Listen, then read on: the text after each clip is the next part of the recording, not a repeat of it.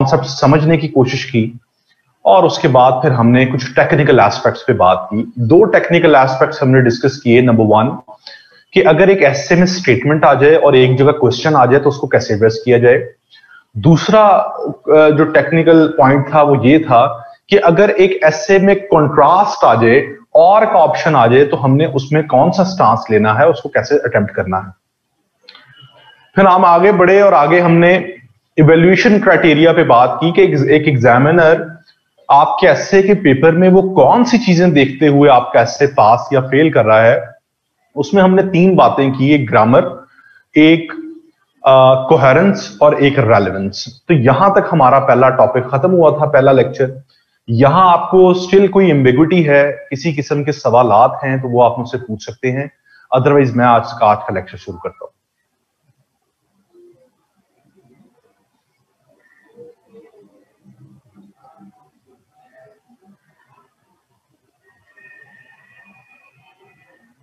चलें आगे जी। अच्छा, हम बात करते हैं आज, अगर हम एसे के स्ट्रक्चर की बात करें, difference between coherence and relevance. Coherence कहते हैं आपकी बात के अंदर तसलसल, आप अपनी बात करते हुए डेविएट ना हो जाए किसी पॉइंट से। आप जो बात कर रहे हैं उसको कंसिस्टेंसी से उसको जारी रखें और एक टाइम जब उसको खत्म करना है उसको एक प्रॉपर वे से खत्म करें। ठीक है, आपकी बात में कंसिस्टेंसी, एक फ्लो, एक तसलसल को कहते हैं कोहेरेंस। एक चीज होती है कि आपसे सवाल पूछा जा रहा है ए पॉइंट के बारे में और आप जवाब दे रहे हैं उसको बी पॉइंट के बारे में। This is called irrelevance. जो आपसे पूछा जा रहा है वो आप एड्रेस नहीं कर रहे, आप उसे कुछ और बता रहे हैं जो वो पूछ ही नहीं रहा। ये डिफरेंस है कोहेरेंस में और रेलेवेंस में। कोहेरेंस में आप बात करते करते पटड़ी से उतर जाते हैं, डेविएट हो जाते हैं। यहां आप सिरे से ही गलत चल रहे हैं, आपने रास्ते ही, आपने जाना राइट पे था, आप जा लेफ्ट पे रहे जी। कोई मसला यहां तक?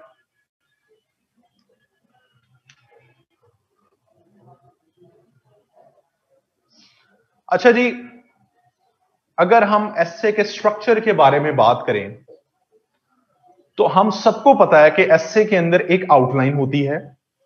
आउटलाइन के बाद आप अपना एसे लिखना शुरू कर देते हैं, उस आउटलाइन की एक्सप्लेनेशन आपका एसे होता है। जब आप एसे लिखना शुरू करते हैं तो सबसे पहला जो पैराग्राफ होता है उसको कहते हैं introduction. First paragraph is all about your introduction. जहां आपका फर्स्ट पैराग्राफ खत्म होता है उससे आगे आपकी बॉडी शुरू हो जाती है एसे की। उस बॉडी पैराग्राफ्स में भी आप मल्टीपल पैराग्राफ्स लिखते हैं और अपने आप एसे को एक्सप्लेन करते हैं। Body paragraphs are all about the explanation of your essay. और आखिर में कंक्लूजन आता है। कंक्लूजन का पैराग्राफ होता है जहां पर आप अपने एसे को आखिरी पैराग्राफ में कंक्लूड करते हैं। हमें यहां से अंदाजा होना चाहिए, अगर मैं आपसे बात करूं और अगर हम समझें कि एसे की स्ट्रक्चरल डेफिनेशन क्या है, तो क्या हम कह सकते हैं कि essay is simply the combination of paragraphs. क्यों? क्योंकि आप इंट्रोडक्शन लिख रहे हैं, फिर आप बॉडी पैराग्राफ्स में आप मुख्तलिफ किस्म के पैराग्राफ्स लिख रहे हैं, उसके बाद आप कंक्लूजन का पैराग्राफ लिख रहे हैं। Paragraph paragraph paragraph paragraph paragraph paragraph. Essay में हेडिंग्स तो होती नहीं है। आपने इंट्रोडक्टरी पैराग्राफ लिखा, आगे से आपके बॉडी पैराग्राफ शुरू हो गए। जहां आपका बॉडी पैराग्राफ्स खत्म हुए वहां आपका कंक्लूजन का पैराग्राफ हो गया। तो आपने एसे को क्या किया, मुख्तलिफ पैराग्राफ लिखते हुए उन पैराग्राफ की कॉम्बिनेशन को हमने एसे बना दिया। क्या हम ये कह सकते हैं? क्या ये बात आपको समझ आती है कि essay is simply the combination of paragraphs?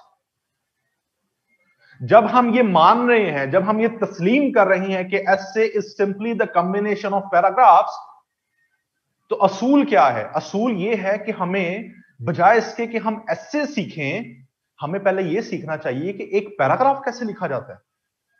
क्योंकि एक पैराग्राफ आपके एक एसे का बेसिक कंपोनेंट होता है।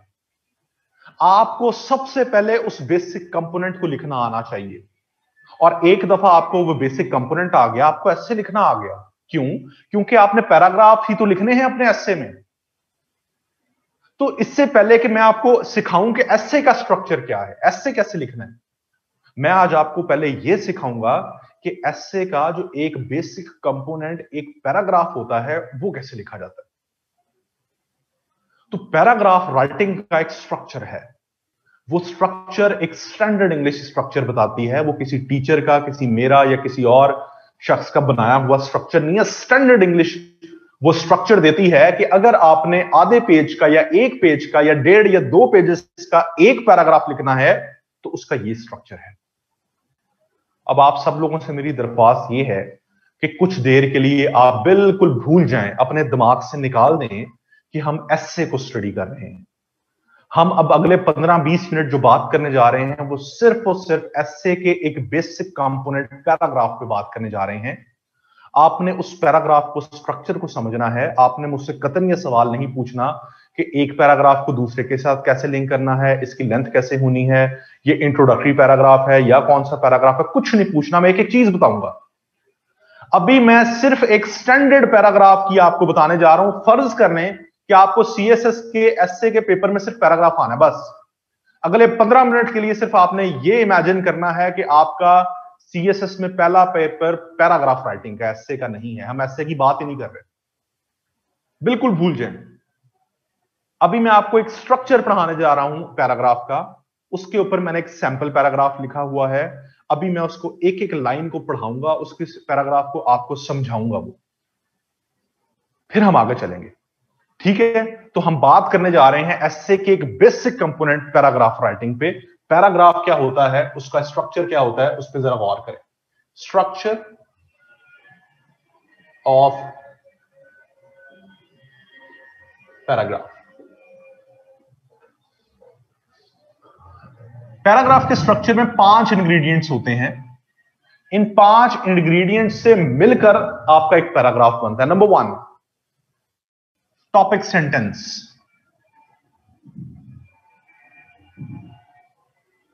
Number 2, extension of the topic sentence.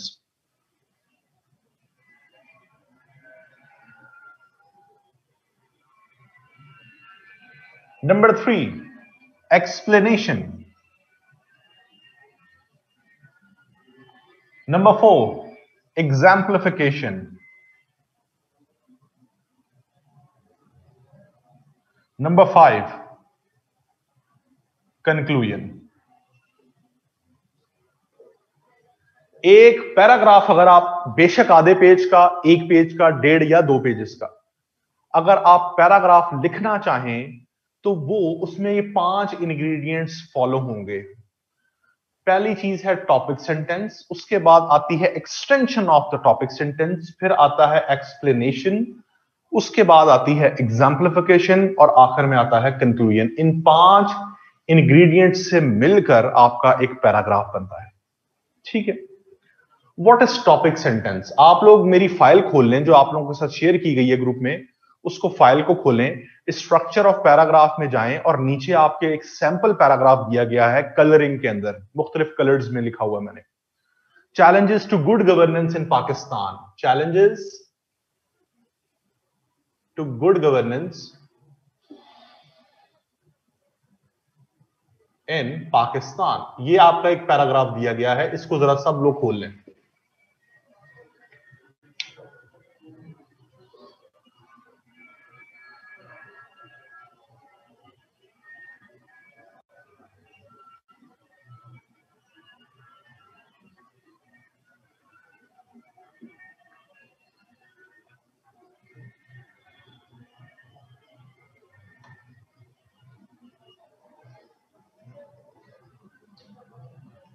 खोल लिया जी सबने? अच्छा, अब मैं आपको एक एक इंग्रेडिएंट समझाता जाऊंगा और साथ हम उस पैराग्राफ में उसको देखते जाएंगे। ठीक है, जरा गौर करना है। सबसे पहले आता है topic sentence. Topic sentence, what is topic sentence? आपका जो पैराग्राफ होता है वो हमेशा टॉपिक सेंटेंस से शुरू होता है, हमेशा। टॉपिक सेंटेंस आपके पैराग्राफ का पहला फिक्रा होता है जिसमें आपके टॉपिक का मेन आइडिया नजर आ रहा हो। मेन आइडिया, अपने जिस ऐसा फिक्रा जिसमें आप हिट कर रहे हैं टॉपिक को, डायरेक्टली टॉपिक को हिट कर रहे हैं, इसे कहते हैं टॉपिक सेंटेंस। टॉपिक हमारा है challenges to good governance in Pakistan. Pakistan में अच्छी गवर्नेंस को क्या मसाइल है। इसका मैंने टॉपिक सेंटेंस कैसे बनाया है जरा गौर कीजिएगा। मैंने लिखा है the governance system of Pakistan lies at the heart of multiple challenges. ये शायद आपको फिक्रा जरा मुश्किल लगे, मैं इसको आसान कर देता हूं। The governance system of Pakistan is facing serious challenges. पहला फिक्रा मैंने वो बनाया जिसमें मेरा टॉपिक को मैंने हिट किया। मेरा टॉपिक नजर आ रहा है, टॉपिक था challenges to good governance in Pakistan. मैंने अपना पहला फिक्रा बनाया the governance system of Pakistan is facing very serious challenges. वो फिक्रा जिसमें टॉपिक हिट हो रहा है, टॉपिक नजर आ रहा हो आपको। कोई मसला यहां तक है तो पूछें। टॉपिक सेंटेंस किसी को समझ नहीं आया तो पूछें।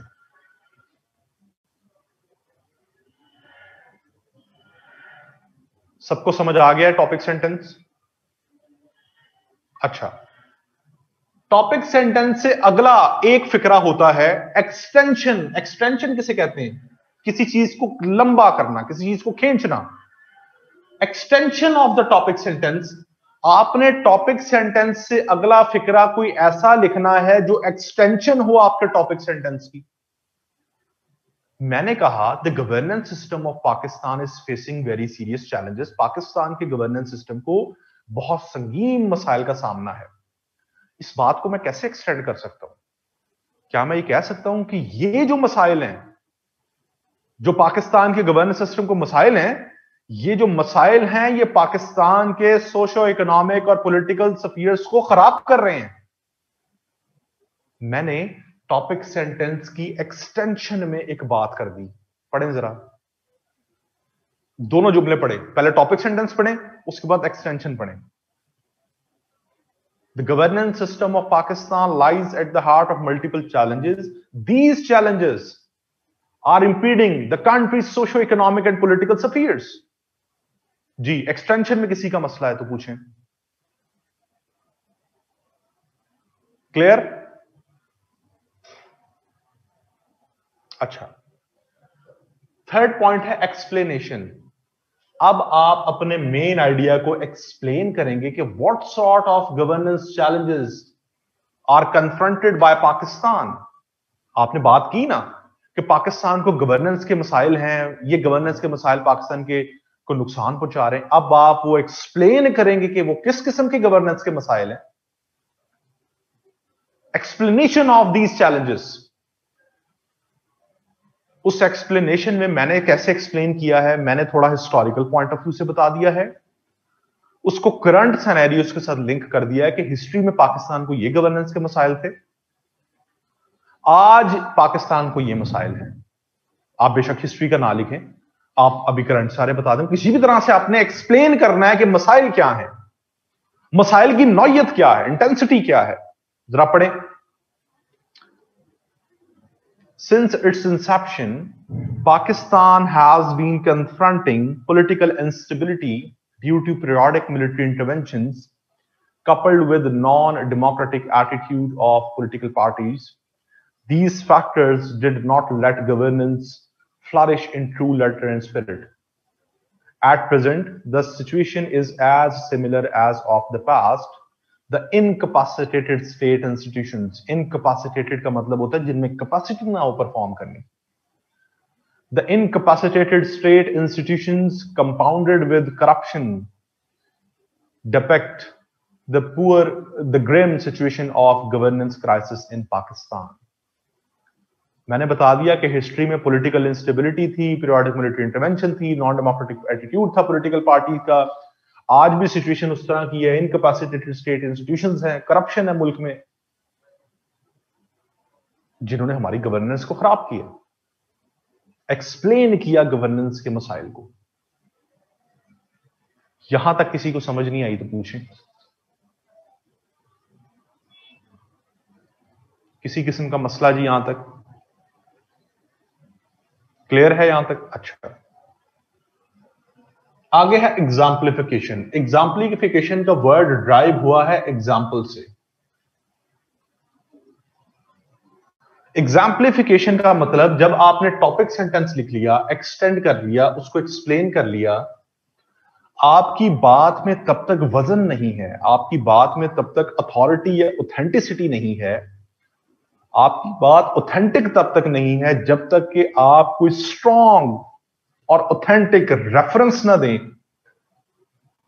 किसी ऐसी ऑर्गेनाइजेशन का, किसी ऐसी बुक का, किसी ऐसे ऑथर का, किसी ऐसे राइटर का, किसी ऐसे इकोनॉमिस्ट का जो वही बात कर रहा है जो आप बात कर रहे हैं। आपने कहा पाकिस्तान में गवर्नेंस के मसाइल हैं, आप एग्जाम्पल दें कि जनाब ह्यूमन डेवलपमेंट इंडेक्स हर साल एक रिपोर्ट पब्लिश करता है, उसमें पाकिस्तान की रेटिंग जो है वो 148 है। इसका मतलब ये कि पाकिस्तान में इंसानों पे पैसा खर्च नहीं होता। इंसानों पे पैसा खर्च ना होने का मतलब कि पाकिस्तान में एफिशिएंट पब्लिक सर्विस डिलीवरी नहीं है। इनडायरेक्टली आप बता रहे हैं, वो ह्यूमन डेवलपमेंट इंडेक्स की कमजोर रेटिंग ये बता रही है कि आपकी गवर्नमेंट फेल हो गई है लोगों को पब्लिक सर्विस डिलीवरी देने में, लोगों को सही तरह गवर्न करने में। आप क्या कह रहे हैं? आप भी तो यहां पे यही सारी बातें कर रहे हैं कि पाकिस्तान में गवर्नेंस का क्राइसिस है। आपने अपनी बात को ऑथेंटिसिटी देने के लिए, उसमें वजन डालने के लिए ऑथेंटिक रेफरेंस का इस्तेमाल किया किसी ऑर्गेनाइजेशन का, let's suppose human development index का, जो वही चीज एविडेंस बेस्ड बात कर रहा है, जस्टिफाई कर रहा है आपके इस पॉइंट को। तो आपकी इस पॉइंट में जस्टिफिकेशन आ गई, एविडेंस आ गया, आपकी बात ऑथेंटिक हो गई क्योंकि आपने रेफरेंस दे दिया। रेफरेंस हमेशा ऑथेंटिक होना चाहिए।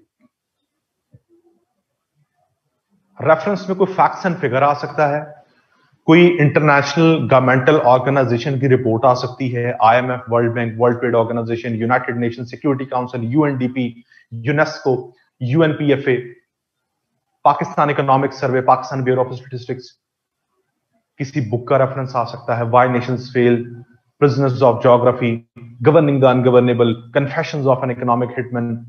ठीक है, किसी किताब का रेफरेंस दे सकते हैं, किसी इकोनॉमिस्ट ने कोई बात की उसका रेफरेंस दे सकते हैं, कोई कोटेशन दे सकते हैं। ऑथेंटिक चीज के थ्रू आपने अपनी बात में वजन डालना है, अपनी बात को ऑथेंटिसिटी देनी है। यहां तक कोई मसला है तो पूछें जी, कोई मसला मसाइल यहां तक?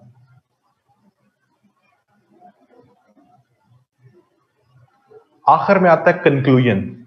कंक्लूजन का लफ्जी मतलब क्या होता है? कंक्लूजन का लफ्जी मतलब होता है बात को खत्म करना, बात को वाइंड अप कर देना। लफ्जी मतलब कंक्लूजन का क्या है? बात को वाइंड अप कर देना, खत्म कर देना। कुछ स्टूडेंट्स ना इसको मिसपर्सीव करते हैं। रेफरेंस हम कोटेशन के थ्रू भी दे सकते हैं। मैंने भी कहा कि आप कोई कोटेशन हो सकती है, रिपोर्ट्स हो सकती हैं, किसी बुक का रेफरेंस हो सकता है, किसी ऑथर का रेफरेंस हो सकता है, कुछ भी हो सकता है। कंक्लूजन, कंक्लूजन का मतलब होता है बात को वाइंड अप करना। स्टूडेंट्स इससे मिसपर्सीव कर जाते हैं कि ऊपर हम चैलेंजेस डिस्कस कर रहे हैं तो शायद हमने आखिर में इसका सोल्यूशन देना है। नहीं, कंक्लूजन का मतलब बात को खत्म करना, वाइंड अप कर देना। ऊपर से एक चलती बात को आके वाइंड अप कर दिया, दैट इज कंक्लूजन। कंक्लूजन का मतलब सॉल्यूशन नहीं होता। अब मैंने उस बात को कैसे वाइंड अप किया है? मैंने इस बात को वाइंड अप किया है, ये जरा ऑरेंज कलर देखें।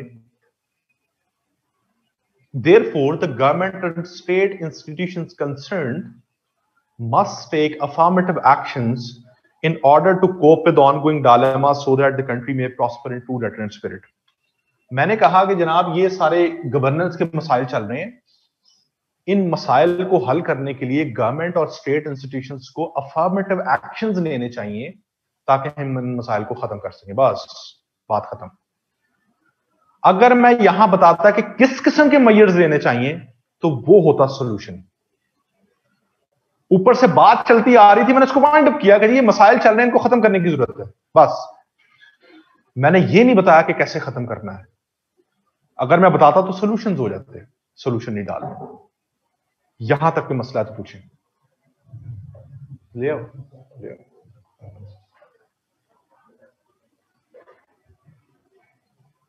Does conclusion have to be positive? जरूरी नहीं है। आप ऐसे भी कह सकते हैं कि ये गवर्नेंस का क्राइसिस बहुत संगीन है, अगर गवर्नमेंट ने ये इसको खत्म ना किया तो government will be on the verge of disaster. इस तरह भी आप कर सकते हैं।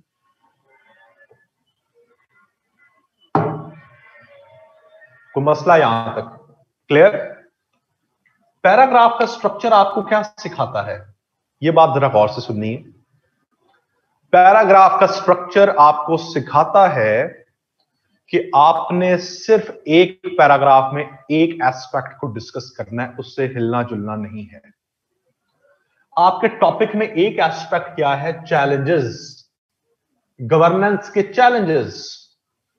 तो आपको इस पैराग्राफ में सिर्फ चैलेंजेस ही एक्सप्लेन करने हैं। इन चैलेंजेस के कॉजेस, इनके इंपैक्ट्स, इनके सॉल्यूशंस कुछ डिस्कस नहीं करना। एक पैराग्राफ हमेशा एक एस्पेक्ट पे होता है, आपने उस एस्पेक्ट से डेविएट किसी सूरत नहीं करना। और ये चीज आपकी कोहेरेंस को स्ट्रांग करता है। आपको अगर इस पैटर्न पे पैराग्राफ लिखना आ जाता है तो आपको ऐसे लिखना आ जाता है। अभी मैं आगे जस्टिफाई करूंगा कैसे। ये पैराग्राफ एसेंस है एस्से का। और अगर आपको ये एस्से लिखना, अगर आपको ये पैराग्राफ लिखना आ जाता है तो आपको एक बेसिक कंपोनेंट पे अबूर हासिल हो जाएगा, एंड दैट इज कोहेरेंस। आपकी बात में फ्लो, कंसिस्टेंसी आ जाएगी।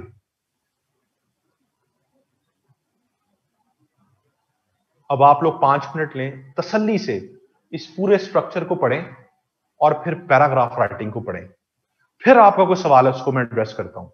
Can we, so we can not give unsolicited advice और solutions, only if he ask then we give solutions. अगर आपका आ जाता है टॉपिक, अगर आपका टॉपिक हो पैराग्राफ का way forward to tackle governance crisis in Pakistan या solutions to tackle governance crisis in Pakistan, तो आपके एक पैराग्राफ में सिर्फ सॉल्यूशंस होंगे, सिर्फ सॉल्यूशंस, दैट्स इट। अगर कहता है impacts of the governance crisis in Pakistan, तो आपके ऐसे में सिर्फ इंपैक्ट्स होंगे। अगर आपसे गवर्नेंस के किसी एक चैलेंज पे टॉपिक आ जाता है, पॉलिटिकल इंस्टेबिलिटी, सिर्फ पॉलिटिकल इंस्टेबिलिटी पे बात होगी। अगर आता है पीरियोडिक मिलिट्री इंटरवेंशन, सिर्फ पीरियोडिक मिलिट्री इंटरवेंशन पे एक पैराग्राफ लिखेंगे। टॉपिक डिपेंड करेगा, टॉपिक क्या है, उस टॉपिक से नहीं हिलना। समझ आ गई है? किसी किस्म की कोई कंफ्यूजन यहां तक है तो पूछ लें मुझसे। 5 मिनट लें, इसको पूरे को अच्छे से पढ़ें और पढ़कर इसका पैराग्राफ पढ़ें और फिर मुझे बताएं। मैंने आपसे अभी कहा था कि मुझसे लेंथ नहीं पूछनी है आपने। मैं भी आपको एक एक चीज आगे जाके बताऊंगा जब ऐसे का स्ट्रक्चर पढ़ाऊंगा। अभी सिर्फ इसको जहन नशी करें, इसको सिर्फ बिठाएं जहन में कि ये पैराग्राफ क्या है, इसको लिखना कैसे, सिर्फ ये। अभी और कोई सवाल नहीं। The sample paragraph fits anywhere और इज दिस फॉर इंटू, कोई फिर सवाल वही आ गया। मैं आपको एक चीज पहले समझाता हूं कि मुझसे सवाल ना पूछें, मैं एक एक चीज जाकर एड्रेस करूंगा। अभी सिर्फ जहन में ये बात डालने कि ये स्ट्रक्चर क्या है, इसको मैंने लिखा कैसे है। मैंने इसको शुरू करने से पहले मुझे मुझे पता था ये सवाल आएंगे। ठीक है, इसको इसको जरा जहन में डालें पहले। इस पे सवाल है तो मुझसे पूछें। इसके स्ट्रक्चर पे कुछ चीज समझ नहीं आई, मैंने इसको कैसे अप्लाई किया इन पैराग्राफ, वो समझ नहीं आई, वो पूछें। ये लेंथ और इंट्रो इसको बाद में करते हैं, इसमें पूछें सवाल।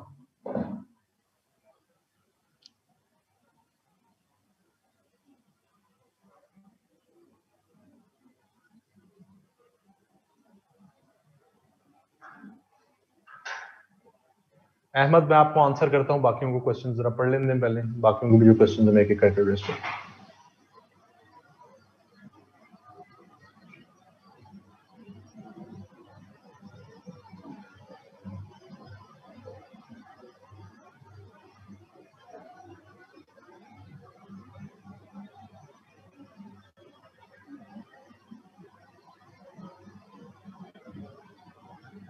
कुछ नहीं, वो पैराग्राफ पढ़े हैं, स्टार्ट करते हैं।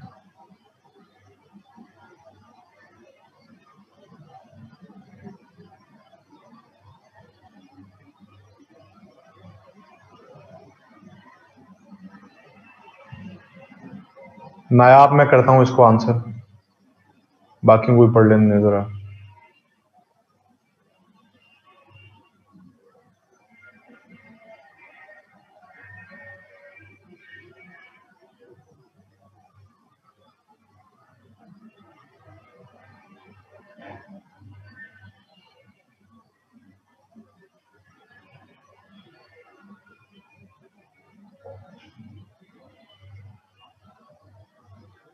जी पढ़ लिया सबने जी?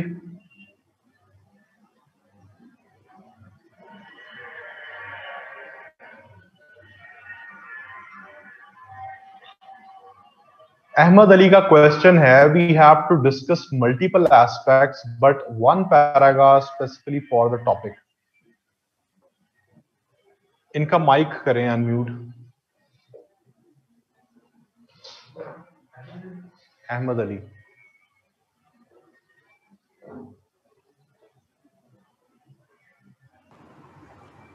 अस्सलाम वालेकुम सर।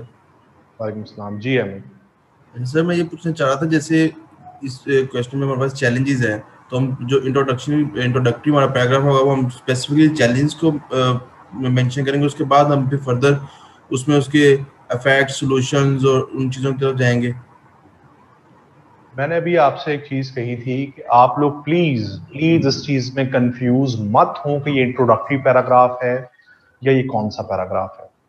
मैंने आपको कहा कि आप भूल जाए कि हम ऐसे पढ़े हैं, हम एक पैराग्राफ पढ़े। इंट्रोडक्टरी पैराग्राफ क्या होता है, उसमें क्या क्या चीजें डिस्कस होती हैं, मल्टीपल एस्पेक्ट, एक एक चीज आपकी मैं एक्सप्लेन करूंगा। इसीलिए मैं आपको कह रहा हूं, मैं सिर्फ आपसे ये बात कह रहा हूं, आप इस स्टैंडर्ड को फॉलो करें। आपने एक पैराग्राफ में एक एस्पेक्ट को डिस्कस करना है। अभी जब आगे मैं स्ट्रक्चर पढ़ाऊंगा आपको एक एक चीज समझ आ जाएगी कि मैं क्या उस टाइम कह रहा था और मैं आने वाले जो है वो टॉपिक्स में क्या बात करूं। आपने सिर्फ अभी जहन में एक चीज डालनी है, ये एक पैराग्राफ का स्ट्रक्चर है, इसके ऊपर हमने जो टॉपिक आएगा उस टॉपिक से नहीं हिलना, उस टॉपिक के एक एस्पेक्ट को हमने डिस्कस करना है। सिर्फ अभी ये चीज जहन में डालें बस। जैसे सिंगल पैराग्राफ के लिए हमने भी देखना, एक पैराग्राफ एक एस्पेक्ट पे है बस, ये चीज आप जहन में फिलहाल डालें। Okay sir. अब मैंने इसलिए आपको शुरू में कह दिया था पढ़ाने से पहले कि आप लोग कंफ्यूज मत होइएगा कि ये इंट्रोडक्टरी पैराग्राफ है, ये कौन सा है। मैं एक एक चीज जाके आगे बताता हूं। Okay sir, thank you. एक टॉपिक एक आइडिया। अच्छा, अब आते हैं नायाब की। इन्होंने कहा कि जी आपने जो एक्सटेंशन की टॉपिक सेंटेंस की, उसमें तो आपने इंप्लीकेशंस उसकी बता दी। मैंने इंप्लीकेशंस नहीं बताई।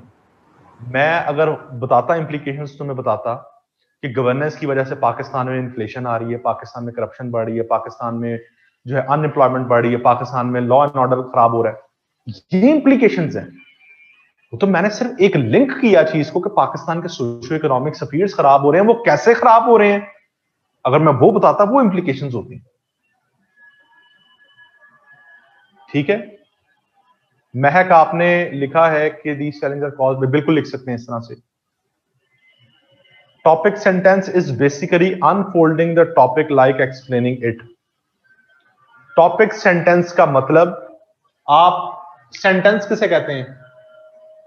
फिक्रे को। टॉपिक वो फिक्रा जो टॉपिक को रिप्रेजेंट कर रहा है, जिसमें टॉपिक आपका हिट हो रहा है। ठीक है, इसे कहते हैं टॉपिक सेंटेंस। पैराग्राफ के स्ट्रक्चर की समझ आई आपको?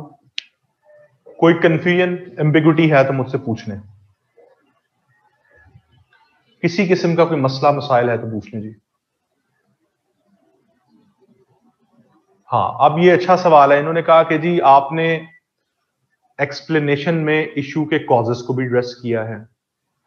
दरअसल जब आप गवर्नेंस पढ़ते हैं ना, तो मिलिट्री इंटरवेंशन कॉज एक तरह से तो है, लेकिन मिलिट्री इंटरवेंशन इटसेल्फ भी गवर्नेंस का एक चैलेंज है। मिलिट्री के इंटरवेंशन ने गवर्नेंस मुल्क की खराब कर दी, ये चैलेंज है। तो पॉलिटिकल इंस्टेबिलिटी भी चैलेंज है, पीरियोडिक मिलिट्री इंटरवेंशन भी चैलेंज है, non democratic attitude of political party ये भी चैलेंज है। तो इस वजह से आपको लग ऐसे रहा है कि मैंने शायद कॉज बता दिया, नहीं, पॉलिटिकल इंटरवेंशन इटसेल्फ एक चैलेंज है आपकी गवर्नेंस को। सोबिया, हुआ है क्लियर?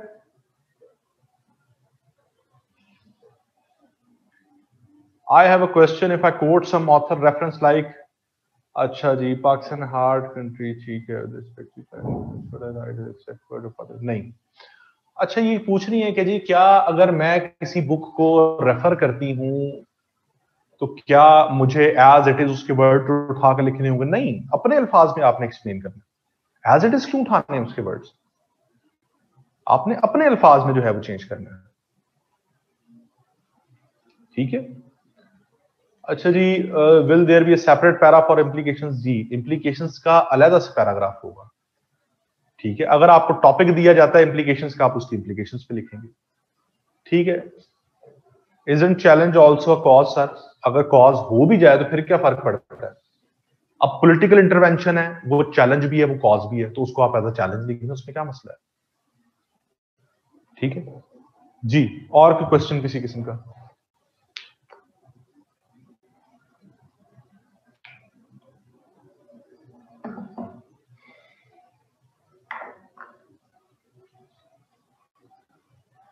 क्लियर है जी यहां तक, अभी तक?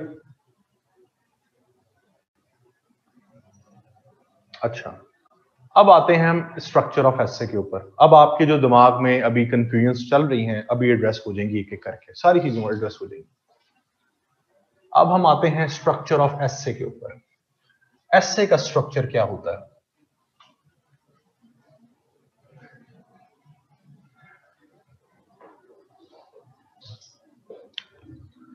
एक एसे के स्ट्रक्चर में 4 इंग्रेडिएंट्स होते हैं। Structure of essay,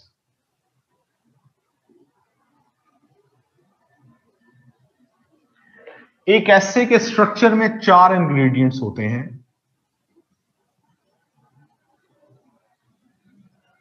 outline, introduction, body paragraphs,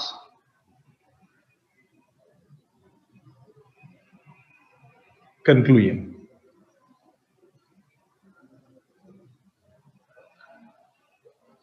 पहले मैं आपको इस स्ट्रक्चर का एक ओवरव्यू देता हूं, उसके बाद हम एक एक चीज को हम डिस्कस करेंगे थॉरोली। जहां तक आ गई ओवरव्यू की बात, तो जो चीज मैं पढ़ा रहा हूं वहां समझ ना आए तो मुझसे पूछना है, अगली बात नहीं मुझसे पूछनी, ठीक है। एक एक चीज एड्रेस हो जाएगी आपकी। इंट्रोडक्शन की एक अंदर चीज आती है थीसिस स्टेटमेंट। अब मुझसे ये सवाल नहीं पूछना कि सर थीसिस स्टेटमेंट कहां आएगी, ऊपर आएगी, नीचे आएगी, आगे आएगी, पीछे आएगी, आउटलाइन में आएगी, इधर आएगी, उधर आएगी। एक एक चीज बताऊंगा, ठीक है। जो चीज मैं अभी पढ़ा रहा हूं उसमें समझ ना आया तो उससे सवाल पूछना है, आगे की बात नहीं पूछनी। सबसे पहले बात करते हैं आउटलाइन की। ये आपका एक स्ट्रक्चर है पैराग्राफ का, इन 4 चीजों से मिलकर आपका एसे बनता है। सबसे पहले है आउटलाइन। आपकी जो आउटलाइन है वो क्या है? आउटलाइन आपके एसे का एक स्केलेटन है जिसमें आप अपने आर्ग्यूमेंट्स को ऑर्गेनाइज कर रहे हैं।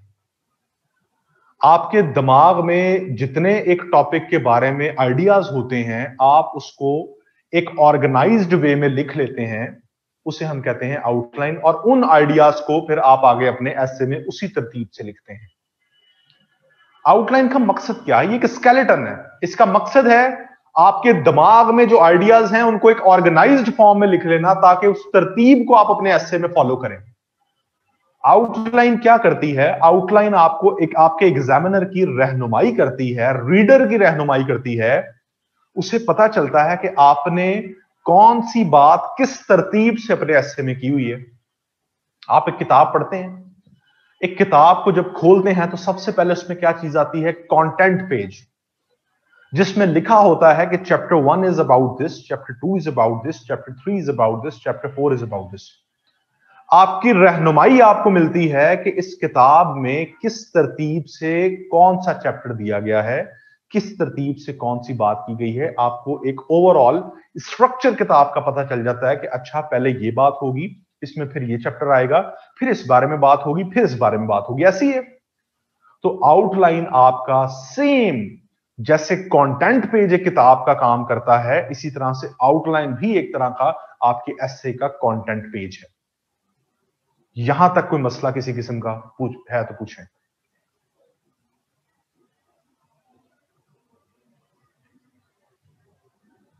क्लियर?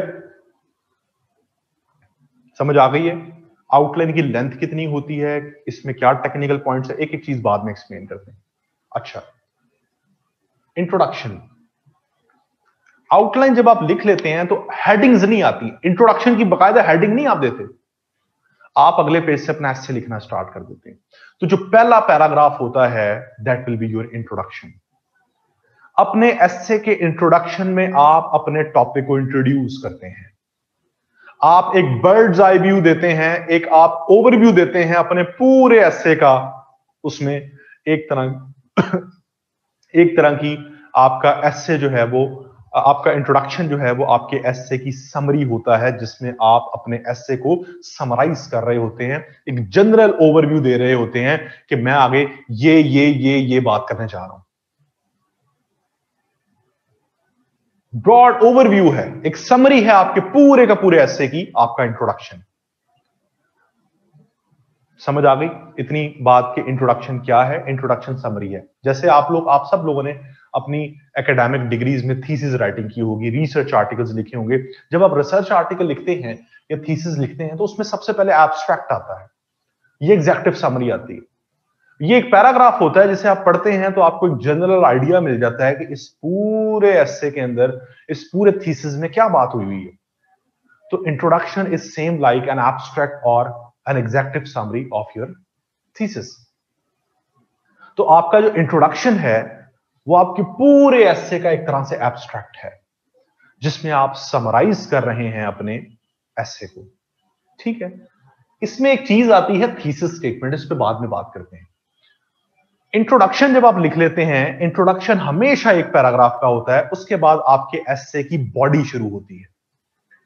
बॉडी के अंदर आप अपने एसे को एक्सप्लेन करते हैं, आप एक एक पॉइंट के आउटलाइन के अंदर जो आपने एक एक पॉइंट लिखा होता है, हर पॉइंट पे आप एक पैराग्राफ लिखते हैं।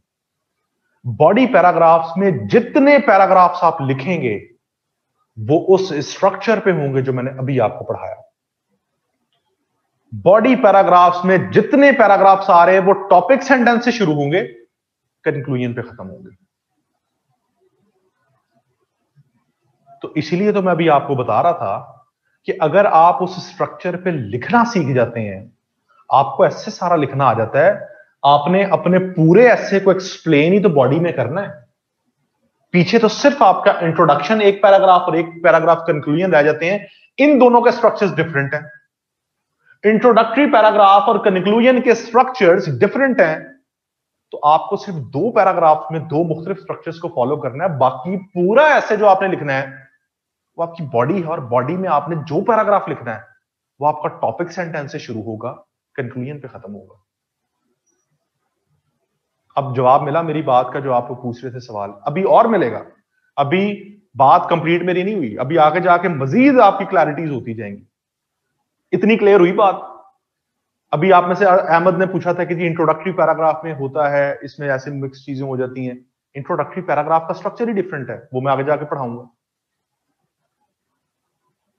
बॉडी पैराग्राफ में जो आउटलाइन का एक पॉइंट है, उस पॉइंट पे आपने एक पैराग्राफ लिखना, उससे डेविएट नहीं करना, उस पॉइंट से हिलना नहीं है। उसको भी आगे जाके एक्सप्लेन करते हैं। आखिरी पैराग्राफ होता है कंक्लूजन का। कंक्लूजन होता है बात को वाइंड अप कर देना, बात को खत्म कर देना। ऊपर से जो ऐसे चलता आ रहा है उसको आखिर में, आखिरी पैराग्राफ में वाइंड अप करना है, खत्म करना है, ताकि एब्रप्ट एंडिंग ना हो, बॉडी के बाद खत्म नहीं। बॉडी पैराग्राफ के बाद एक आप आखिरी पैराग्राफ लिखेंगे जिसमें आप अपने एसे को कंक्लूड करेंगे, वाइंड अप करेंगे। यहां तक किसी किस्म का क्वेश्चन है तो पूछें। जी समझ आई ओवरव्यू की? अब आते हैं थीसिस स्टेटमेंट के ओवरव्यू पे यहां तक मुझे बताएं कोई क्वेश्चन है।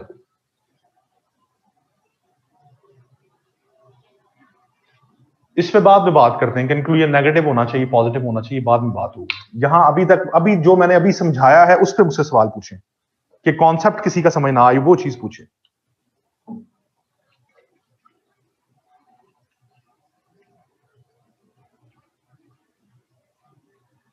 क्लियर? अच्छा, व्हाट इज थीसिस स्टेटमेंट? पहली चीज तो मैं आपको ये क्लियर कर दूं कि थीसिस स्टेटमेंट हमेशा पूरे एस्से में, जरा गौर से सुनिएगा, थीसिस स्टेटमेंट हमेशा आपके एस्से में दो जगह पे आती है, मैंडेटरी है, जहां जरूरी है, लाजिम है आप पे डालना। एक आपका इंट्रोडक्शन और एक आपका कंक्लूजन।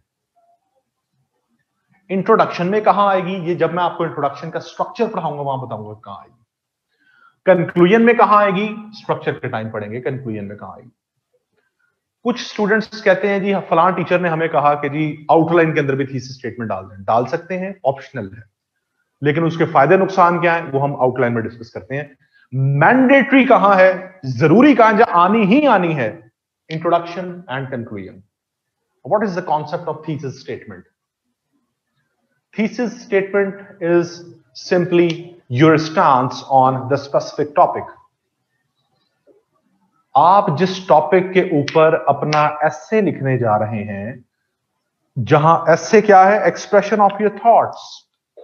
आप जिस टॉपिक के ऊपर अपनी थॉट्स को एक्सप्रेस करने जा रहे हैं,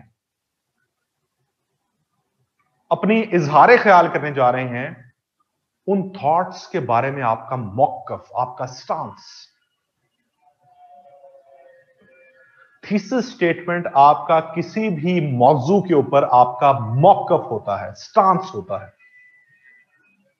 आप लोग टॉक शोज देखते हैं, टॉक शो में क्या होता है, एक होस्ट होता है, उसके सामने गेस्ट बैठा होता है।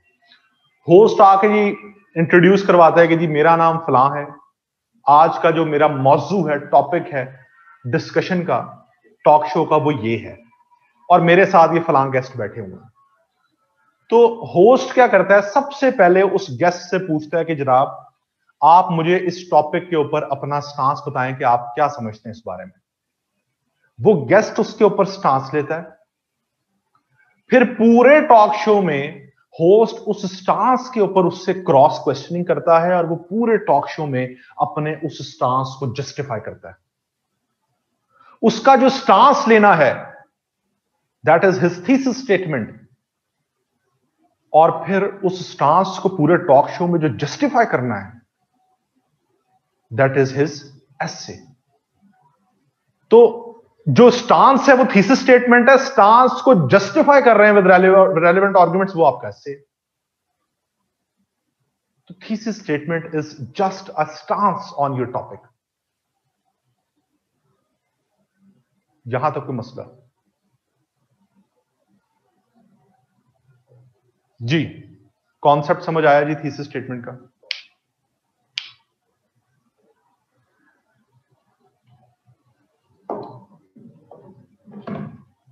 क्लियर है जी यहां तक?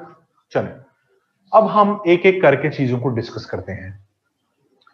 जब भी आप एस्से के अंदर एक टॉपिक चूज करते हैं, सीएसएस के अंदर आपको 10 टॉपिक्स आते हैं, उनमें से आपने एक टॉपिक चूज करना होता है। टॉपिक किस बेस पे चूज किया जाता है?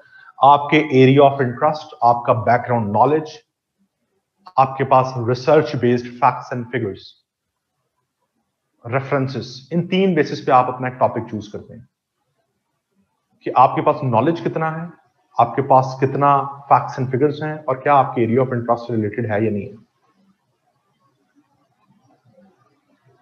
थीसिस स्टेटमेंट हमेशा इंट्रो में आती है, मैं आगे जाके एक्सप्लेन करता हूं। टॉपिक आप किस बेस पे चूज करते हैं? इन 3 चीज पे। आपने टॉपिक अब सेलेक्ट कर लिया, लेट सपोज हमने एक बहुत आसान सा टॉपिक लिखूंगा, वहां से हम अपनी पूरी बात करेंगे। अब एक एक चीज को मैं एक्सप्लेन करने जा रहा हूं, ठीक है? एक टॉपिक है, लेट सपोज आपने एक टॉपिक सेलेक्ट कर लिया, economic challenges of Pakistan।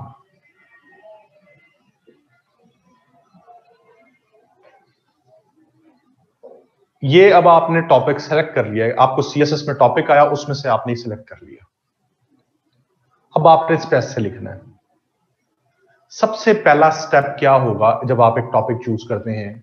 Step 1, ये स्टेप 1 और स्टेप 2, पहले दो स्टेप्स रफ वर्क में करने हैं, नीट नहीं है, रफ वर्क। पिछले पेज पे जाएं, रफ वर्क में करने हैं। Step 1, decoding of the topic.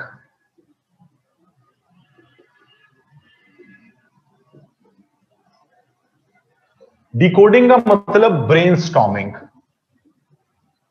Brainstorming करके हमने टॉपिक को खोलना है, टॉपिक में मुख्तलिफ डोमेन्स को, डायमेंशंस को सॉर्ट आउट करना है कि हम इस टॉपिक में किन किन चीजों को डिस्कस कर सकते हैं।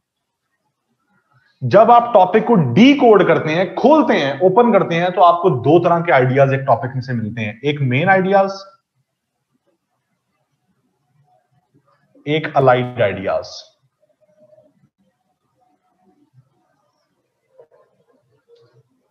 इस टॉपिक में देखें, मेन आइडिया क्या होता है? मेन आइडिया वो होता है जो आपके टॉपिक में सामने नजर आ रहा हो, आपको सामने जो नजर आ रहा हो वो आपके टॉपिक का मेन आइडिया है, and that is economic challenges of Pakistan. Economic challenges, आपको एक डायरेक्शन मिल गई कि मैंने अपने एस्से में इस डोमेन को, इस एरिया को एक्सप्लोर करना है। डिकोडिंग ऑफ द टॉपिक में आप क्या करते हैं? एरियाज को फाइंड आउट करते हैं कि मैंने किन किन एरियाज पे अपने एस्से में बात करनी है।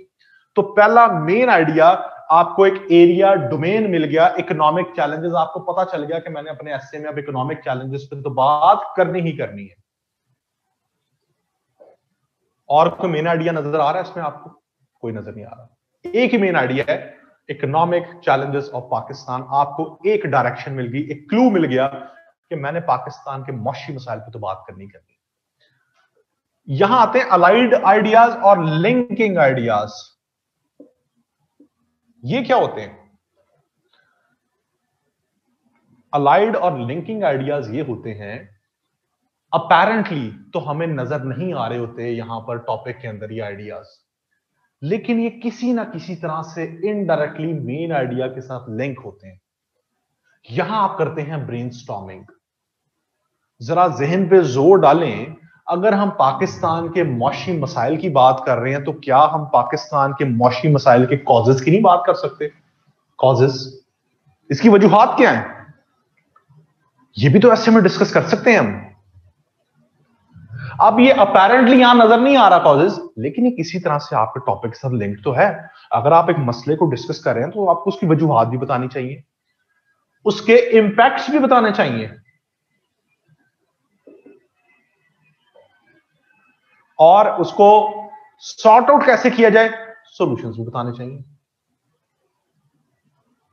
तो आपने ब्रेनस्टॉर्मिंग की, आपने अपने दिमाग को इस्तेमाल किया और आपको चार एरियाज मिल गए, चार डोमेन्स मिल गई, जहां से आपको पता चल गया कि मैंने पूरे एस्से में इन चार डोमेन्स में रहते हुए, इन चारों को एक्सप्लेन करते हुए अपने इस टॉपिक को अटेम्प्ट करना। That is all about step 1, decoding of the topic. कोई मसला यहां तक?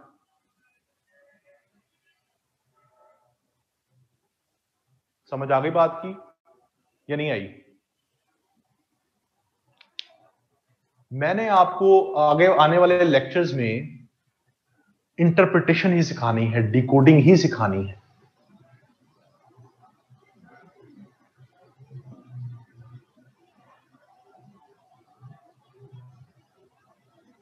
सो रहे हैं अभी मेरा ख्याल, कुछ लोग हैं वही जाग रहे हैं, बाकी सब सो रहे हैं। जी, मायरा, उसवा, मरियम, आमना, अमीर, हमजा, नायाब, जाहिदा, जहांजेब, इसबा, सदफ, अदनान जाग रहे हैं? मुझे ये जवाब दे, जाग रहे हैं? समझ आने की बात नहीं पूछ रहे, जाग रहे हैं आप लोग? चले, अच्छी बात। आगे है step 2। Step 2, step 2 is all about formulation of thesis statement. ठीक है? Are allied ideas always relate to cause, implications and solutions? नहीं, ये डिपेंड करता है आपके टॉपिक क्या है। आपको अपने टॉपिक को देखते हुए चीजों को करना होगा, ठीक है। अपने टॉपिक को देखते हुए आपने यहां पर अलाइड आइडियाज को सॉर्ट आउट करना है। ये हम करेंगे जब आगे टॉपिक्स आएंगे, मुख्तलिफ टॉपिक्स आते जाएंगे, हम उनमें ब्रेनस्टॉर्मिंग करते जाएंगे। लिंकिंग आइडियाज, मैंने आपको बताया कि ऐसे आइडियाज जो आपको नजर तो नहीं आ रहे होते लेकिन वो इनडायरेक्टली आपके टॉपिक से लिंक्ड होते हैं। अगर आप पाकिस्तान के मौशी मसाइल की बात कर रहे हैं तो ऑब्वियस बात है उसके कॉजेस की बात भी कर सकते हैं कि वजूहात क्या है इनके पीछे, उनके इंपैक्ट्स की बात की जा सकती है कि उसके इंपैक्ट्स क्या हैं, और उसके सॉल्यूशंस की बात की जा सकती है कि इसके हल क्या है, सॉल्यूशन क्या है। अब हम आते हैं अपने असल पॉइंट पे। चूंकि हम एक टॉपिक अब सेलेक्ट किया है तो सबसे पहले क्या होना चाहिए, हमें उस पर स्टांस, अपना मौकफ लेना चाहिए। अब हम उसके ऊपर अपना मौकफ डेवलप करने जा रहे हैं, ठीक है। उसको मौकफ को हम रफ वर्क में लिख के साइड पे रख देंगे। जब इंट्रोडक्शन लिखना शुरू करेंगे वहां जाके उसको उठाएंगे वहां से और लगा देंगे, ठीक है। तो मौकफ हम अब अपना जो है डिफाइन करने जा रहे हैं। मैं जो थीसिस स्टेटमेंट बनाऊंगा उसमें आपको ये चारों डोमेन्स नजर आ रही होंगी। क्यों? क्योंकि जो मैंने 4 एरियाज निकाले, इनको देखते हुए मैं अपना मौकफ डेवलप करने जा रहा हूं, स्टांस लेने जा रहा हूं, ठीक। अब जरा आप लोगों ने देखना है, मैं थीसिस स्टेटमेंट बनाने जा रहा हूं इस टॉपिक के ऊपर, इकोनॉमिक चैलेंजेस ऑफ पाकिस्तान। उस पर जरा गौर करना है आप लोगों ने।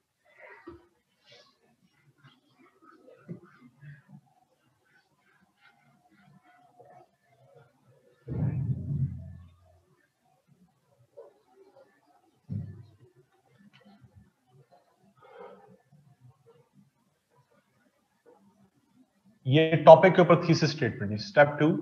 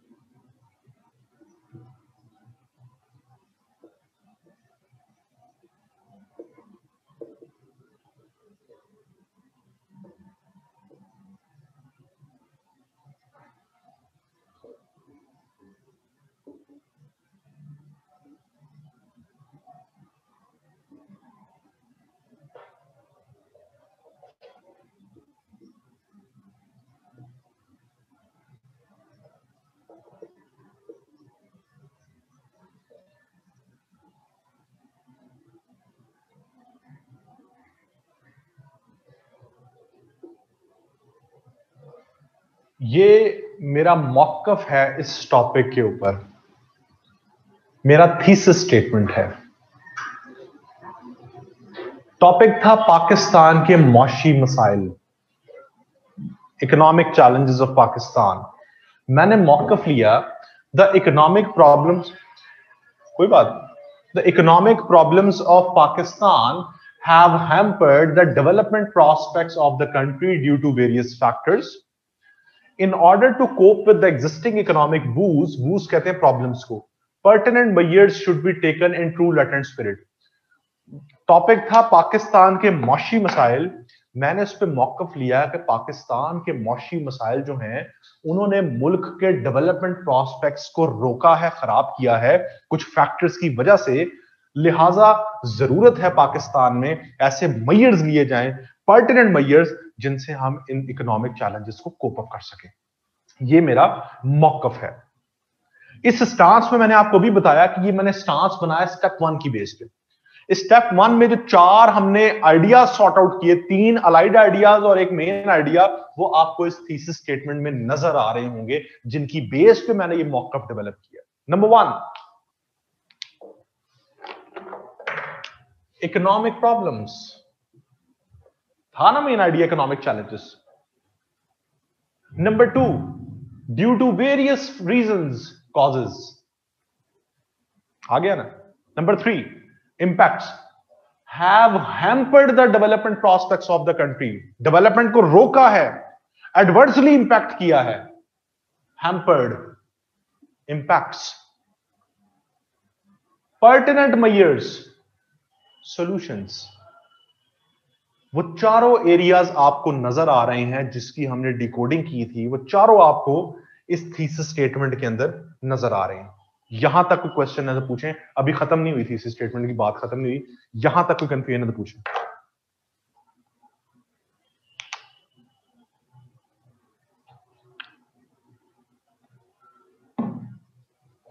जी, कोई मसला मसाइल यहां तक?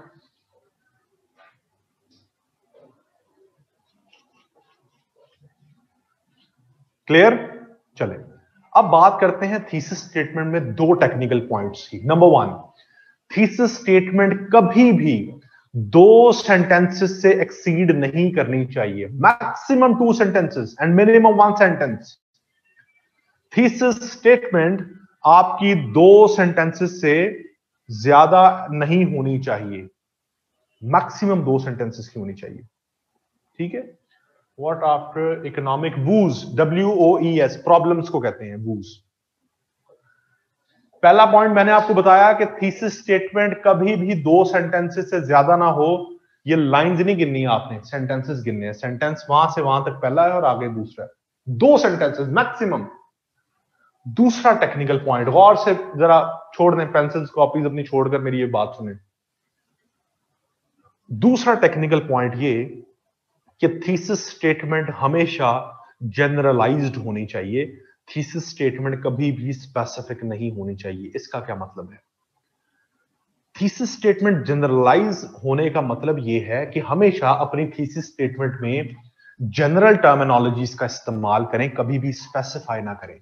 क्यों ना करें अभी बताता हूं। मैंने लिखा the economic problems of Pakistan. Economic problem एक जनरलाइज टर्म है। मैं अपने एसे में जितने मर्जी इकोनॉमिक प्रॉब्लम्स चाहूं डिस्कस कर सकता हूं। अगर मैं यहां स्पेसिफाई कर देता 1 या 2 इकोनॉमिक प्रॉब्लम्स को अपनी थीसिस स्टेटमेंट में कि the poor taxation and current account deficit of Pakistan have hampered the development prospects of the country, अगर मैं यहां ये 1 या 2 चैलेंजेस को स्पेसिफाई कर देता तो मैं अपनी एसे की डोमेन को नैरो डाउन कर लेता। मैं अपने एसे में उन 2 चैलेंजेस से बाहर और कोई तीसरा इकोनॉमिक चैलेंज डिस्कस ही नहीं कर सकता था। स्पेसिफाई नहीं करना अपनी थीसिस स्टेटमेंट को, जनरल टर्मिनोलॉजीज का इस्तेमाल रखना है। मैंने कॉजेज में लिखा वेरियस रीजंस, मैं यहां 1 या 2 कॉजेज स्पेसिफाई कर देता कि जी Pakistan have hampered the development prospects of the country due to poor economic policies and corruption. तो मैं फिर अपने कॉजेस की डोमेन में सिर्फ करप्शन और पुअर इकोनॉमिक पॉलिसीज की बात कर सकता था, मैं उससे बाहर बात नहीं कर सकता था। मैंने जनरल टर्मिनोलॉजी का इस्तेमाल किया। मैंने बताया the economic problems of Pakistan have hampered the development prospects of the country. Pakistan की डेवलपमेंट को खराब कर रही है। वो किस किस्म की डेवलपमेंट हो सकती है? वो पॉलिटिकल भी हो सकती है, सोशल भी हो सकती है, इकोनॉमिक भी हो सकती है, कल्चरल भी हो सकती है। अगर मैं कहता the economic problems of Pakistan have hampered the political development of the country, तो मैं अब सिर्फ पॉलिटिकल डोमेन से बाहर किसी भी डेवलपमेंट को जो खराब हो रही है उसको बात नहीं कर सकता था। मैंने बात की पर्टिनेंट मेजर्स की। मैं यहां अगर 1-2 सॉल्यूशंस को स्पेसिफाई कर देता कि एफबीआर में रिफॉर्म्स लेके आनी चाहिए, आप अपनी जो इंटरप्राइजेस जो आपको नुकसान पहुंचा रही हैं आप उसको प्राइवेटाइज कर दें। अगर मैं यहां बात कर देता प्राइवेटाइजेशन ऑफ एसओईज की, स्टेट ओन्ड एंटरप्राइजेस की या टैक्सेशन की, तो मैं अपने सॉल्यूशंस को नैरो डाउन कर लेता। हमेशा थीसिस स्टेटमेंट जनरलाइज्ड होनी चाहिए क्योंकि ये मौकफ है, इस मौकफ को आगे जस्टिफाई करना है। अगर मौकफ को ही आप स्पेसिफाई करेंगे तो आपकी जस्टिफिकेशन भी आगे जाके अपने एसे में स्पेसिफिक हो जाएगी। आप अपने एसे की डोमेन्स को नैरो डाउन कर देंगे। अगर आप यहां या यहां स्पेसिफिक टर्मिनोलॉजीज का, specific challenges, specific causes, impacts के सॉल्यूशंस का डिस्कस करते हैं। ठीक है, this is all about the thesis statement. आपको यहां पर किसी किस्म का कोई सवाल है, कोई चीज समझ नहीं आई तो मुझसे पूछें।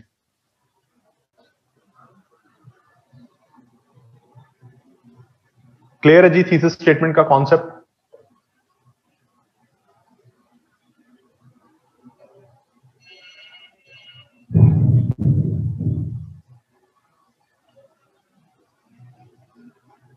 सेंटेंस हमेशा छोटे लिखने चाहिए, लंबे लंबे सेंटेंस नहीं लिखने चाहिए, लेकिन आपका थीसिस स्टेटमेंट जो है वो टू सेंटेंसेस की होनी चाहिए।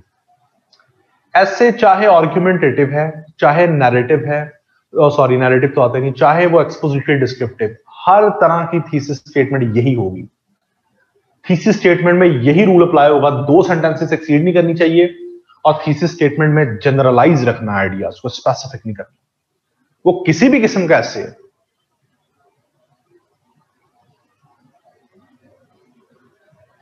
थीसिस स्टेटमेंट की हद तक कोई किसी किस्म का मसला है तो मुझसे पूछें। अपनी थीसिस स्टेटमेंट को कभी हाईलाइट नहीं करते ऐसे में, उसको खुद पता चल जाता है एग्जामिनर को जब वो आपका इंट्रोडक्शन पढ़ता है कि आपने थीसिस स्टेटमेंट कहां लिखी।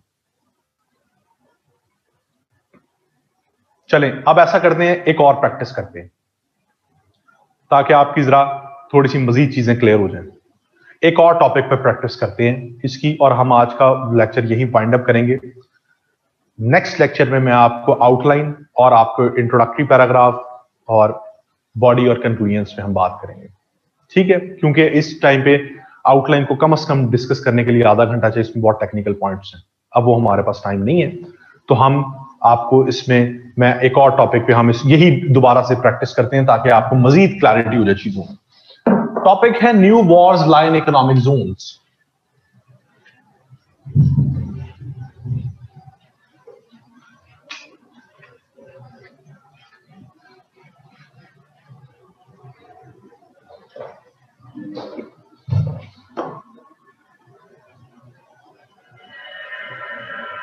दाऊद पूछ रहे हैं कि यही रूल शॉर्ट एसेज में भी अप्लाई होगा।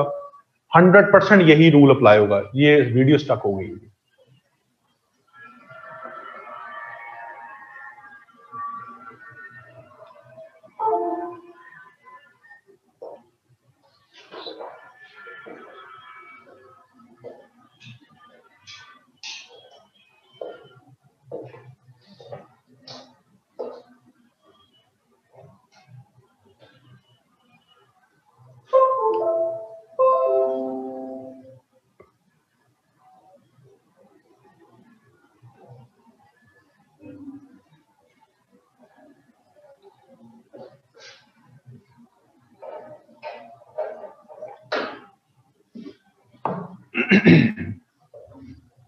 टॉपिक है न्यू वॉर्स लाई इन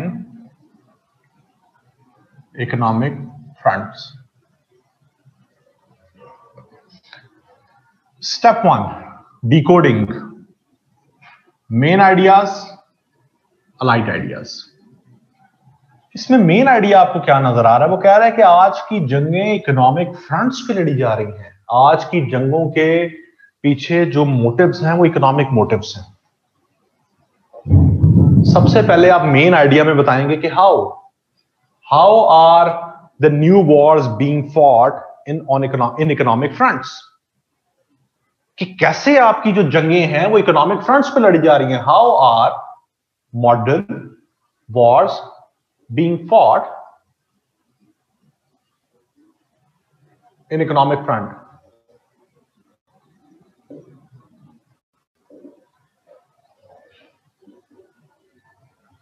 अलाइड आइडियाज में क्या होगा? अब अलाइड आइडियाज में आपके यहां पर अपेरेंटली तो कोई आइडिया नजर नहीं आ रहा। आपने मेन आइडिया डिस्कस किया, बताएंगे यहां पर कि कैसे आज की जो मॉडर्न वॉर्स हैं वो इकोनॉमिक वॉर्स हैं। अलाइड आइडियाज में क्या आ सकता है?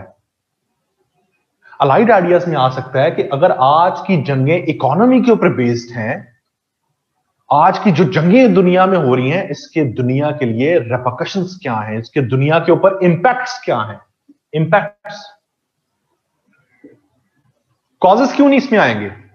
क्योंकि ऑलरेडी कॉजेज आप बता तो रहे हैं कि आज की जंग इकोनॉमिक वॉर्स हैं, वो इकोनॉमी की वजह से लड़ी जा रही हैं। और आप बताएंगे इन जंगों को मिटिगेट कैसे किया जा सकता है, how to mitigate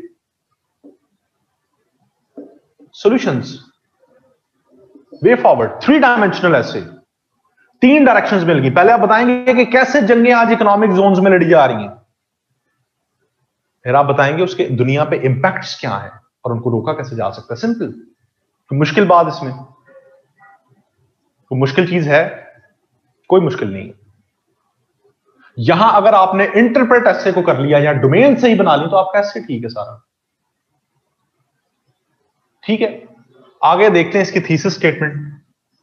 thesis statement जरा फाइल खोलें वो वाली, उसमें मैंने बनाई हुई है, आउटलाइन के ऊपर थीसिस स्टेटमेंट मैंने लिखी है, उसको जरा पढ़ें।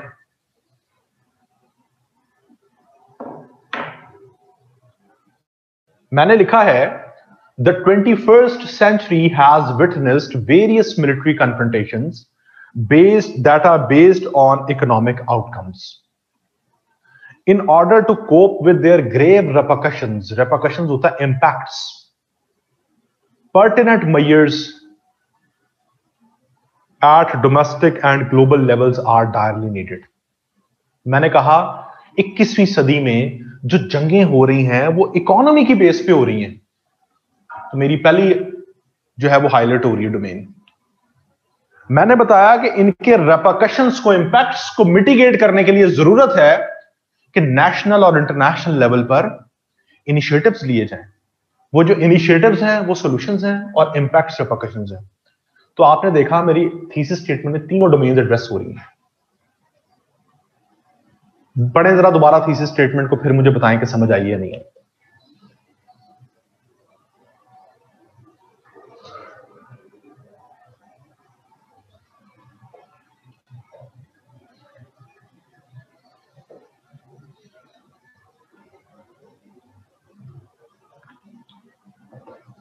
जरा कैमरा ना नीचे कर दें थोड़ा।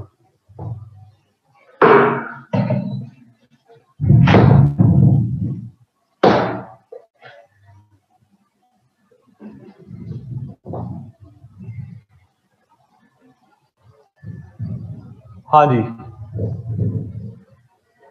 फरखंदा पढ़ें आप जरा थीसिस स्टेटमेंट और मुझे बताएं क्या समझ नहीं उसमें आई। जी क्लियर है जी? किसी किस्म का कोई मसला?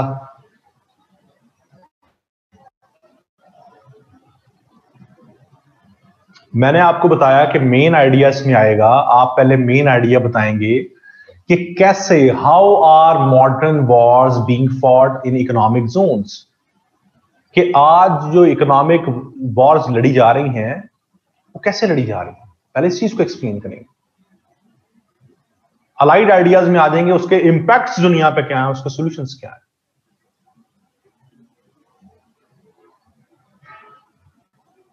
आप रीजनल लेवल पे कर लें, बेशक domestic, regional and global level कर लें, कुछ भी कर लें। ऐसे के अंदर कोई चीज हरफे आखिर नहीं है, जो मर्जी लिखें इसके अंदर, एक डोमेन में रहते हुए रीजनल भी डाल दें, इसमें कोई मसला नहीं है।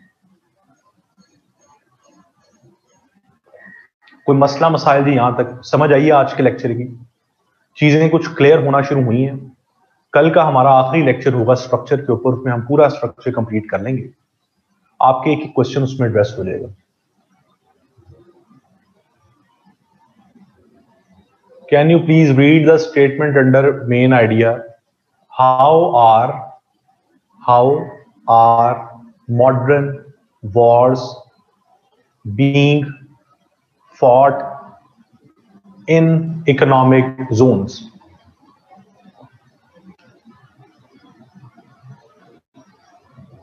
जी अब मुझे आप लोग बताएं कि जो आज का लेक्चर आप लोगों ने लिया, इसमें किसी किस्म की कोई कंफ्यूजन? अगली बात नहीं पूछनी मुझसे, अगली बात नहीं पूछनी, यहां तक शायद पूछें। 6 लेक्चर मैंने, मेरे साथ आपके 6 लेक्चर्स हैं। पहले 3 लेक्चर स्ट्रक्चर पे हैं। मैं पहले 2 लेक्चर्स में स्ट्रक्चर पढ़ाता हूं, लेकिन डिपेंड करता है क्लास के क्वेश्चंस उनको समझ आ रही है या नहीं आ रही। स्टूडेंट्स की एम्बिग्युइटी ज्यादा है, उनको एड्रेस करते करते फिर तीसरा लेक्चर भी इसमें लग जाता है। तो मैंने कहा कि मैं 3 लेक्चर्स में स्ट्रक्चर पढ़ाऊंगा। अगले 3 लेक्चर्स में हम 3 एसेस पढ़ेंगे जिनके ऊपर इस स्ट्रक्चर को अप्लाई करेंगे।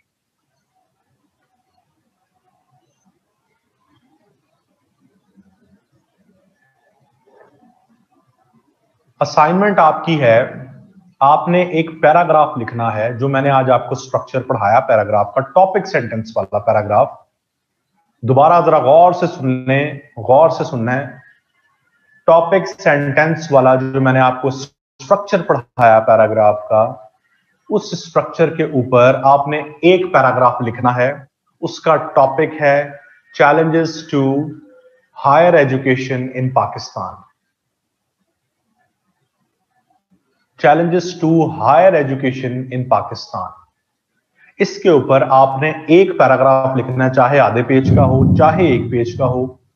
इसी स्ट्रक्चर को फॉलो करते हुए उसमें रेफरेंस भी देना है, टॉपिक सेंटेंस से शुरू करना है, कंक्लूजन पे वो खत्म होना चाहिए। टॉपिक है challenges to higher education in Pakistan. Students higher education commission के ऊपर लिख देते हैं, HEC पे नहीं, हायर एजुकेशन सिस्टम की बात हो रही है।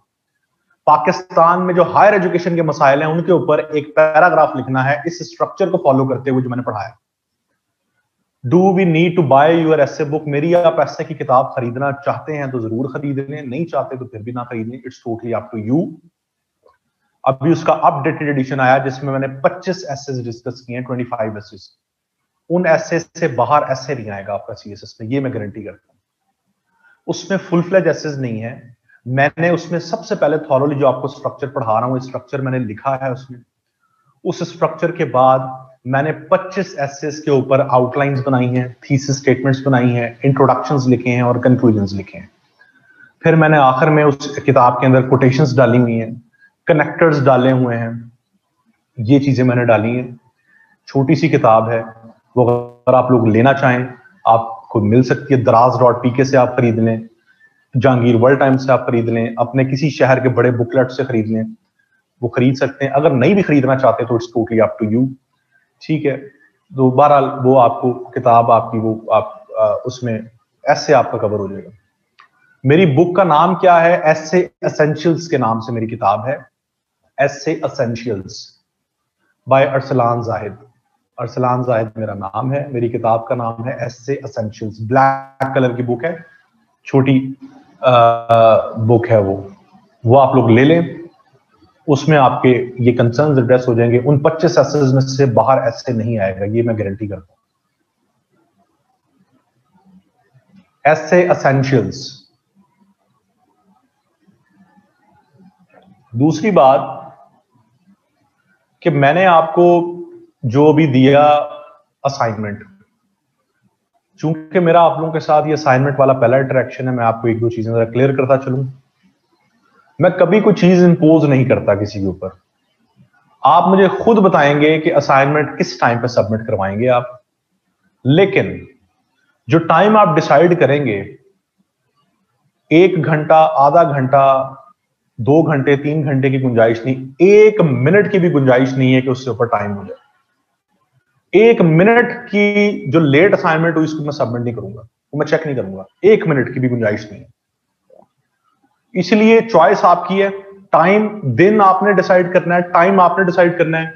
उस टाइम से 1 मिनट बाद भी असाइनमेंट आई तो उसको मैं एक्सेप्ट नहीं करूंगा, और किसी ने असाइनमेंट सबमिट ना करवाई या लेट करवाई उसे मैं क्लास में नहीं आने दूंगा। ये जरा 2 चीजें जहन नशीं कर लें आप। उसकी वजह यह है कि अगर आप असाइनमेंट नहीं कर रहे तो आप एसे की प्रैक्टिस नहीं कर रहे। Essay is all about practice.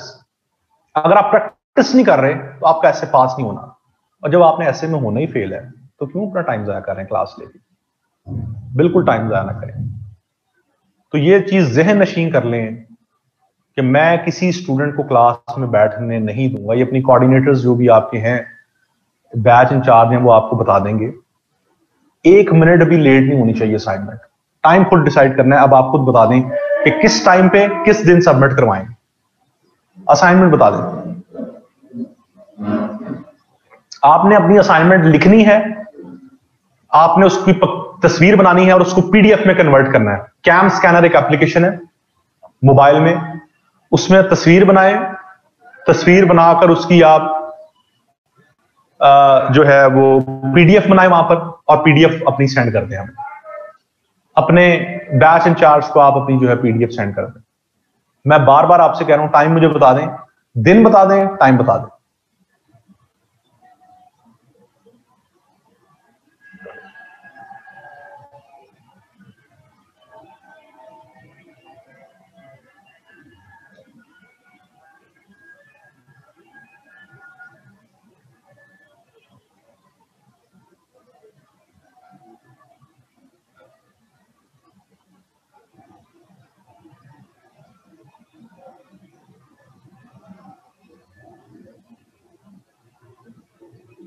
Thesis is all about your stance. It is not about choosing yes or no. It's your stance on the topic. आपका मौक़िफ़ क्या टॉपिक पे? ज्यादातर लोग वेडनेसडे का कह रहे हैं, Wednesday 3 PM, 5 PM, 9 PM, 12 PM. ये PM भी डिसाइड कर लेंगे क्या होता है, पहले ये समझ लें. PM भी कुछ स्टूडेंट्स को समझ नहीं आती कि PM किसे कहते हैं. 12 PM का मतलब वो रात के 12 बजे सबमिट करवा रहे होते हैं कि सर आपने तो PM का कहा था. 12 PM मीन्स दोपहर के 12 बजे. 12 AM मीन्स रात के 12 बजे. 3 PM मीन्स दोपहर के 3 बजे. लिटरली रात को 3 बजे स्टूडेंट्स असाइनमेंट सबमिट करवा रहे होते हैं. तो सर 3 PM कहा था आपने.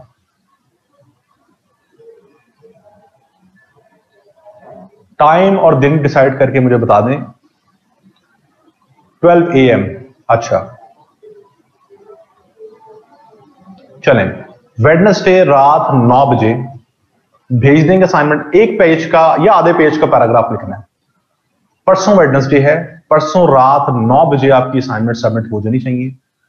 आपकी 9 बजे की डेडलाइन है. लिटरली 9:01 पे भी कोई असाइनमेंट आई तो एक्सेप्ट नहीं करेंगे. वो यही नहीं करेंगे, कोऑर्डिनेटर्स ही नहीं करेंगे एक्सेप्ट. ठीक है. और किसी की असाइनमेंट लेट सबमिट है या नहीं सबमिट तो वो क्लास से बाहर है. फिर आपने इतराज नहीं करना. सिफारिश नहीं मैं सुनता किसी की. यहां पर मैं आपको बता रहा हूं, बड़े क्लियर बता रहा हूं, किसी की सिफारिश नहीं है. वो क्लास में नहीं आएगा स्टूडेंट कोई भी. इस पे काम करें, मेहनत करें. ऐसे इज ऑल अबाउट प्रैक्टिस. ये आपने अभी तक देख लिया कितनी को मुश्किल है. कोई रॉकेट साइंस नहीं है. ऐसे सिर्फ प्रैक्टिस है. जितना प्रैक्टिस करेंगे उतना ऐसे तैयार हो जाएगा. नहीं करेंगे तो कभी भी नहीं पास कर सकते. ये भी लिख ले मेरी बात. ज्यादा ज्यादा प्रैक्टिस करें. ऑल्दो ये 6 लेक्चर्स हैं, 6 लेक्चर्स में मैं मजीद मैक्सिमम आपको 1-2 असाइनमेंट्स दे सकता हूं क्योंकि कैपेसिटी इतनी है ना 6 लेक्चर्स में. तो जितनी दे सकते हैं उसका फायदा उठाएं. इस ऐसे के लेक्चर को समझें और समझकर इसको अप्लाई करें अपने तौर पर. चीजों को काम करें. ठीक. टॉपिक में challenges to higher education in Pakistan.